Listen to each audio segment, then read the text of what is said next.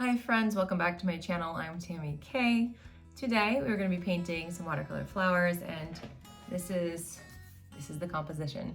So different types of loose florals with just some minor details, and some of these flowers very minimal effort because sometimes it's just nice to put marks on paper, not overcomplicate it. So if you are joining us for this video, you know we're talking about not giving up on watercolor. And so I'm sharing my tips with you on what I encourage you to do instead of giving up before you get too frustrated with the process. Watercolor is tricky.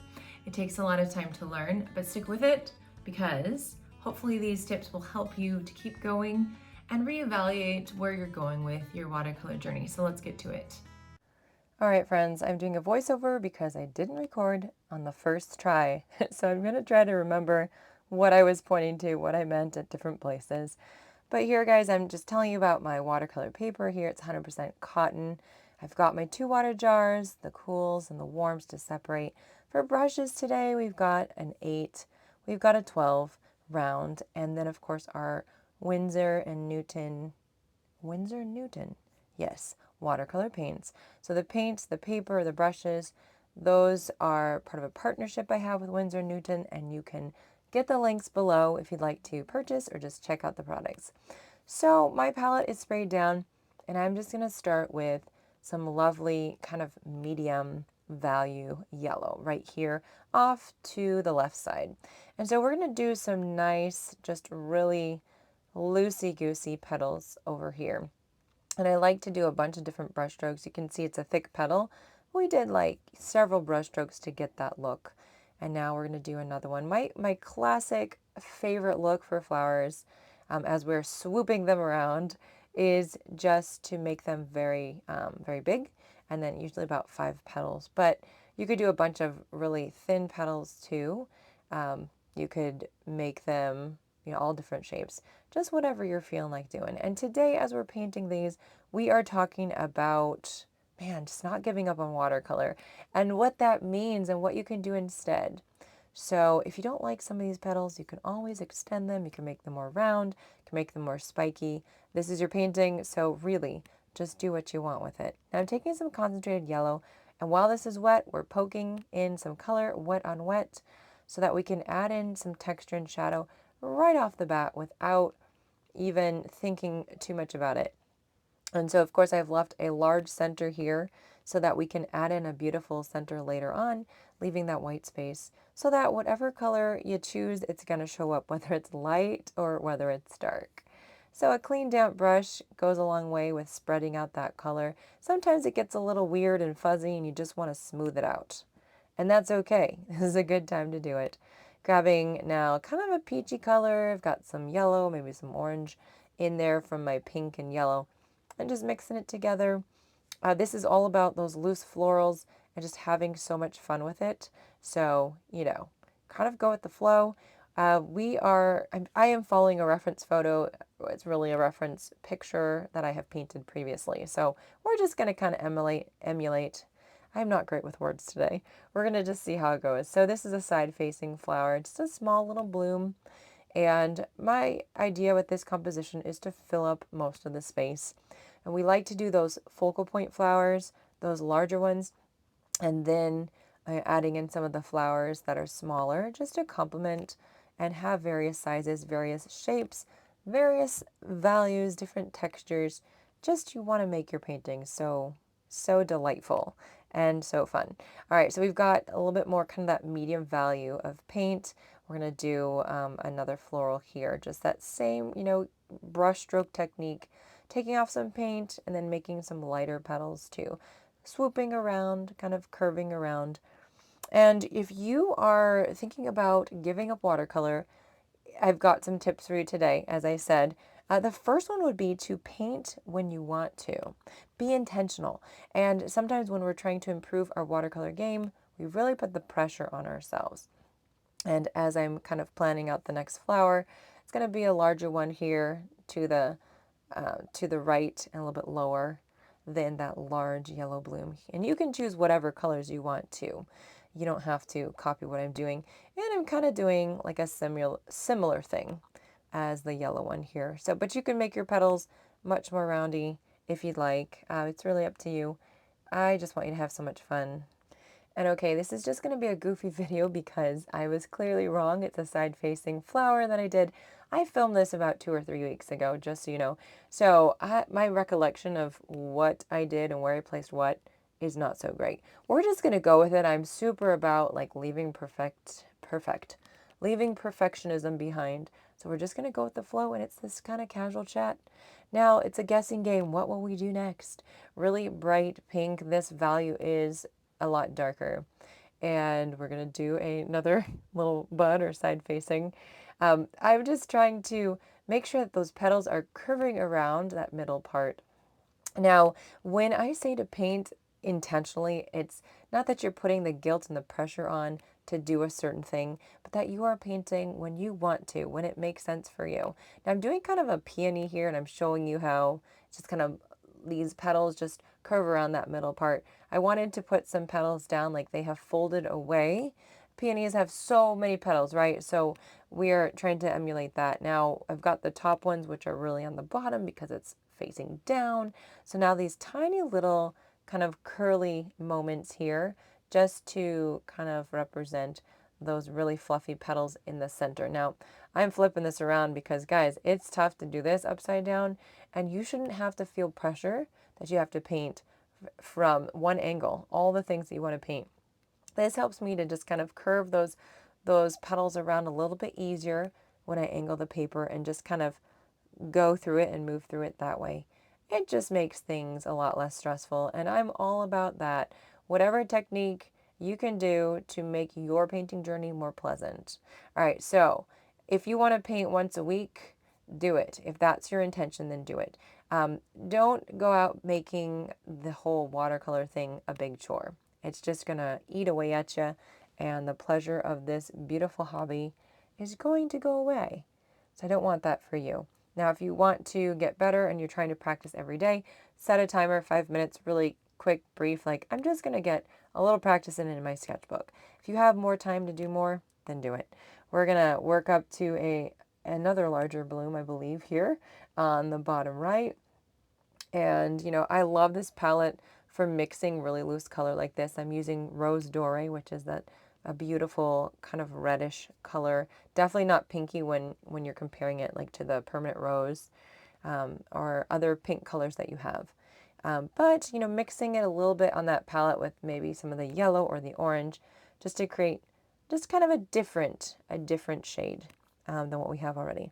So this is going to be our rose, and we do these kind of tiny little C-curve shapes in the middle, and then we start to sort of, you know, go around and get a little bit wider, pressing down with the brush a little more. I'm kind of squiggling the brush.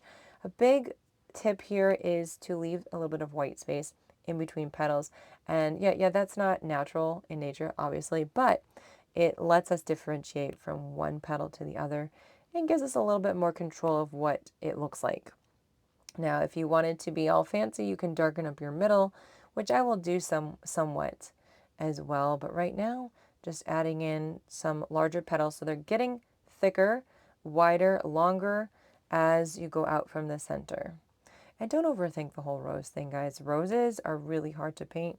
And if you find that you struggle with it, that's okay. You are normal. You're on the spectrum of normal. It takes a lot of practice. I still kind of really loathe painting roses, and yet I keep doing it. I don't know why, but it's just something that it's just happening. I'm just really obsessed with painting the perfect rose, which, again, not about perfect. And so I have to let go of that need and that want, that desire, and just paint the rose and just be okay with it. So this rose could get really big if I wanted to, but I have to kind of know when to stop. I'm keeping it a little bit bumpy. If you look at a rose when it's fully opening, you just don't see this perfect circle. It kind of looks bumpy and lumpy, like some petals are longer and stick out more than the others. And so that imperfect look actually ends up looking more natural. All right, my second tip, you guys, is to not let yourself stress out. If you don't want to bury your head in the sand and forget about watercolor, you're really wanting to stick with it, but you're feeling the frustration, man, just remind yourself what you're wanting to accomplish. What are you wanting to do? What is your intention? Are you wanting to grow a business? Are you wanting to have new opportunities? Are you just wanting to have self-care and a hobby that helps to take off the stress in your life? Kind of figure out what that intention is as you move forward. Now, this next part here, we're using that number 8 round brush, and love it so much, using just one of the random mixes. And I'm going to go ahead and put in those anchoring points and the stems for some of these flowers that need it. And pretty much like a medium consistency of paint is what I'm using here. So our composition doesn't look like much yet, but we have oodles to go, things that we can do. Right now, it's going to be, after this point, just filling in with some foliage and then building up our layers and our shadows and reminding yourself that this is just supposed to help you relax and enjoy, okay? And that's why my second tip about not letting yourself stress out is so important. If you get stressed with watercolor, because it is a difficult medium, you're going to want to let go of doing it, and you're wanting to give up a lot easier. So remind yourself, it's okay if it feels stressful. Just take a deep breath, walk away, try again. Oh man, just paint for you. So I did not describe it, but I am stippling the centers. These tiny, you can see how pointy my brush is. These tiny little little dots, little marks to create my center. Now I could do a solid circle if I wanted to, but I personally really like the look of the stippling and having the white space in between everything. I just feel like it's really pretty and adds more dimension to the flowers. So that's what I go with.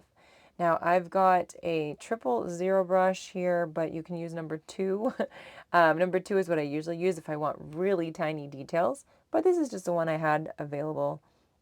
And so now I'm just going to really just take that brush and draw out some lovely little marks so that my center has some spiky bits, the stamen and all the things I don't really know how to call them, but I do know that it looks pretty, and that is what I'm going for with this painting. So guys, at this point, how are you doing? If you are enjoying something in this video, please leave a comment and let me know. What is your reaction? What are you liking most about this? What might feel frustrating about this painting style? Are you going to try the painting? Do you have any questions about self-care? Leave me a little comment. Let me know. Feedback. I love it. I love hearing from you guys. Make sure to subscribe to the channel as well. And we have so much fun over here, mixing self-care with the watercolor. Anyway, I have fun. All right, so I'm using light pressure. I was using light pressure to create the stems, and now I'm pressing down and kind of curving out. So I'm making these little half circle shapes to create these really delicate leaves. It almost looks like they're shining because there's some white space there in the middle. I like to leave that. I think it looks pretty, and it looks like we have room for 3 of these. There are so many ways to create your leaves, and this is one elegant way.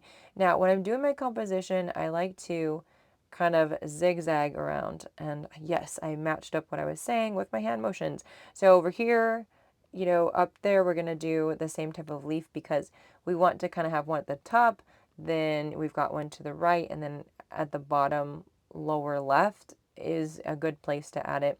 You want to change up your greens, your values, the shades of green, the size of the leaves, the texture, all that stuff, just to give real good interest to your painting. But while we're painting leaves, I would love to introduce the third reason why, you know, what to do instead of running away from watercolor, and that would be to just treat it like a hobby. Now, this may not be a hobby for you, but I encourage you to think of it like that. It takes off the pressure, because if you're thinking, well, I'm trying to get rich quick, or maybe not quick, but, you know, trying to make a lot of moolah and get famous and all the things, all that stuff takes a lot of time. Not everyone makes it to that level, and it takes a lot of time and a lot of work and patience, and you go through a lot of stress. So instead of thinking it in terms of a kind of scary situation of like, I must do this thing, just think of it as, you know what, I'm learning watercolor and I'm just enjoying it. And it's fun to learn new things, take that stress out of the situation. And I believe you probably enjoyed a lot more. So I've got this shade of green, it's a sap green, instead of that nice yellowy green gold. And we've got these longer, thinner leaves. And so that's going to be a great contrast with the other leaves that we've already put down. You know, I'm wanting to put one over here because, again, I'm just trying to kind of flit around the paper. Flit and float, whatever you would say. And, you know, make sure that I'm just, you know, dispersing the leaves evenly. Now, we're not trying to be perfect, okay? But we are trying to be interesting. And an interesting painting kind of has a mixture of things where your eye is starting to kind of float around the paper. Now I'm saying float again. And you're like looking around from one thing to another. And now with the blooms here, it looks like we have 7. Just did a little quick count. Even numbers tend to look kind of odd, and that symmetry isn't always very attractive to the eye. But when you do like odd numbers, it's kind of like your brain likes to sort of pair things up. These two, then those two, then these two. But if there's an odd number, there's always one left over to pair up with something else. And so you're kind of always going around the page. If you've heard this before, I apologize, but it is quite true. So again, we're looking for interest, and hence this is why I've got that blue-green now. I've got my water jars in the way. Sometimes you just got to make some space for the things, and this is a really pretty color. So you can see that I'm just pressing down with the belly of the brush, really tiny stubby leaves here, and then adding in a quick thin stem. And all of a sudden, like that's, oh man, just popping off the page real nice.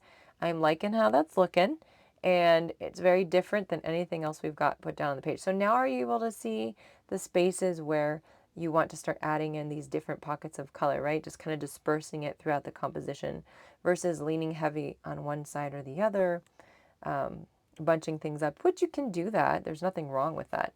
Now, I want to fill up this white space in between. I don't like all of that space there, and so you can do these really cute roundy leaves, or you can just do some quick brush strokes that they might not necessarily look recognizable as leaves, but people will know what they are because of what you're painting. So again, distributing that color. This color is that beautiful kind of turquoise that I mixed together. I think I probably used the sap green with some Payne's gray. And Payne's gray is this gorgeous blue gray, which honestly, I see it as a navy, especially when you use it very concentrated. And when you mix that dark Payne's gray with that green, you get this beautiful, deep, rich color. So I don't have turquoise, this kind of a turquoise on my palette. I do have a turquoise, but it's a lot deeper and brighter. And so this one's a little bit more toned down. All right, so we've got our leaves on there, filling in the space, as you can see, just kind of dabbing that paint. And as I'm doing that, I want to talk to you about the fourth thing. I want you to think about what you are doing with watercolor as I am demonstrating the larger picture here, and showing different white spaces where I kind of want to add in leaves, or maybe I want to leave it because I don't want to overdo it. What I want you guys to think of is think about self-care. I'm going to be painting in this rose, doing a little bit more dark in the middle and some shadows on the outside too, which, you know, don't overthink it, but it's so easy to do. I'm okay with how the rose looks right now, but it needs some pizzazz. It needs some darkness, especially in the center. So if you're thinking about your watercolor journey as self-care and it's just taking care of you, then it doesn't give you that need to do all these things perfectly, or to practice a certain amount, or to put that pressure on yourself. And everyone needs to take care of themselves. We are not great at doing that. Often we are terrible at it, but it helps us to take care of others that we love when we're taking care of ourselves. So, you know, easy, basic stuff. So I've got the shadows on there, and I've taken a clean damp brush, and now I'm just starting to spread that paint out because those shadows were really intense and I wasn't liking the shape that they were making. So if you think about a rose, you know, you think about you've got these lighter petals, and then at the deepest part where that petal is connecting to the rose, that's where you're seeing some shadows because the light isn't getting down into that part. And so we're just trying to, you know, create the illusion of that. And it's hard to do.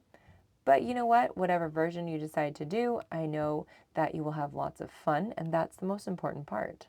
So how is your rose turning out? Kind of think about what you like, and you know, if there are things that you don't like, you can always change them the next time around. I'm not loving that this shadow part got so thick, but I can't do anything about that at this point. It is what it is, and I can remove a little bit of paint just to make it less, stark and less crazy. But you know what? Ultimately, we do have to embrace the things that we have created. It just helps to really improve our journey, whatever we're doing, whatever we're trying to accomplish in our life. Giving ourselves some grace as well is so incredibly important. So I've got this yellow one here. It's got some beautiful texture.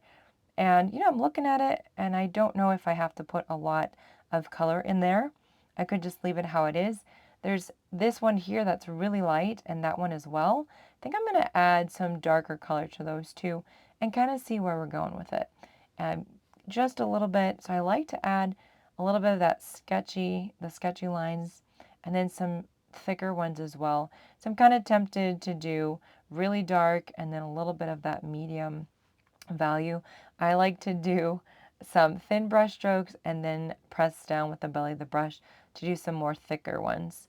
Now we're going to go with some really concentrated alizarin crimson.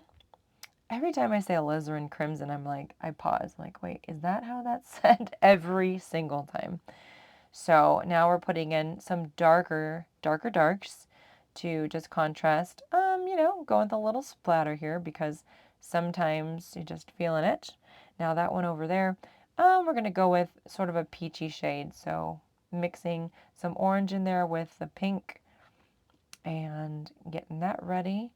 And you can kind of, you can go with colors that are very similar to the base layer. I like to do some really just quick brush strokes that look like more petals because then we're getting that nice thickness to that flower, and we're getting some beautiful contrast, like right here, going pretty nice and pretty thick. And I do like this kind of look for a side-facing flower. I feel like they're pretty easy to just kind of jazz up and make really beautiful and make really fancy, for lack of a better description. A little bit of splatter too, never hurt anyone. If you've been watching my painting videos, that's my thing. I do love a good splatter on a painting. So now for our peony, it's very light and it's got that basic shape there. I'm going to go in with kind of a mid-tone here. And I'm thinking about whether I want to angle my paper. Now a peony is so hard to do sometimes, and it's hard to do it justice, but we want to add in more petals because there are so many, it feels like hundreds of petals, probably not hundreds, depending on the type of peony that you have in front of you or that you are painting, because of course there are variations, but we're adding in just a little bit more, some darkness, so that things can just really, pop off the page a bit more.